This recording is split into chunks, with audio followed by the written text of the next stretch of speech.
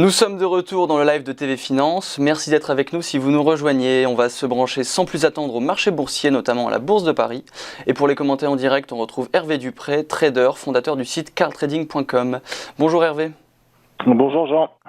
Merci d'être avec nous en distanciel pour le chrono-CAC de ce matin. L'indice parisien avait ouvert hier matin en bear market avec une dégringolade de plus de 20% par rapport à son record du 5 janvier. Mais voilà qu'après l'annonce d'une troisième séance de discussion entre responsables russes et ukrainiens, le CAC 40 a limité ses pertes de l'ouverture en terminant à moins 1,31%. Voilà pour les données brutes. Qu'en dit votre analyse technique, Hervé ?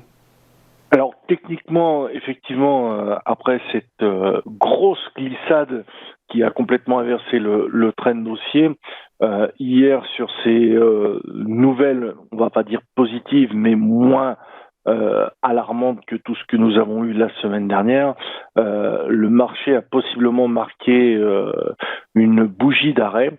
Alors comme on l'a travaillé dans cette volatilité extrême intraday, je dirais que voilà, le marché est déjà sur la moitié du haut bas d'hier à 5935.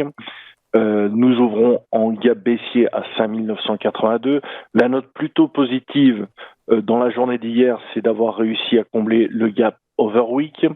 Donc maintenant, pour aujourd'hui, sans avoir de nouvelles encore plus rassurantes pour ce qui concerne le conflit en Ukraine, ce serait de considérer la journée possiblement en inside bar, c'est-à-dire comprise entre le haut et le bas d'hier. Et pour limiter la casse et repartir, c'est pas repartir dans l'immédiat, mais au moins arrêter, épancher cette baisse continue et défendre cette zone. Donc pour l'instant, donc le marché a bien réagi sur l'ouverture en rachetant directement l'Open Weekly à 5888. La première target 5935 est faite. La suivante, c'est le comblement du gap à 5982.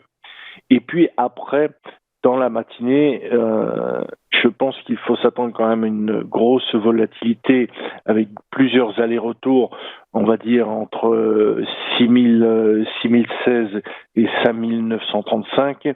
Et quoi qu'il en soit, il ne faudrait pas trop redescendre sous 5888 et à forcerie marquer vraiment positivement avec une très forte réaction le support identifié hier.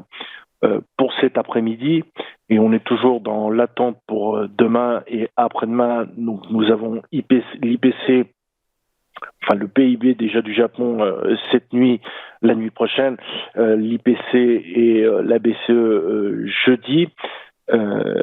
Il faudrait quand même que le marché soit un petit peu plus résilient et défendre pour l'instant un rebond technique un peu plus marqué sans repartir dans un trend haussier comme nous l'avons connu.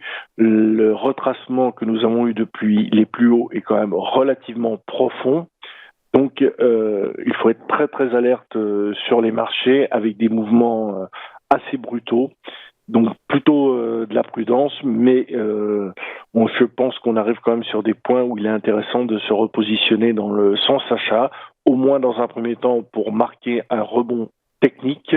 Pour aujourd'hui, le dépassement des 6115 me semble peut-être prématuré sans avoir une news côté conflit, mais on essaiera de travailler cet écart entre, je vous dis, 5888 et grosso modo 6115.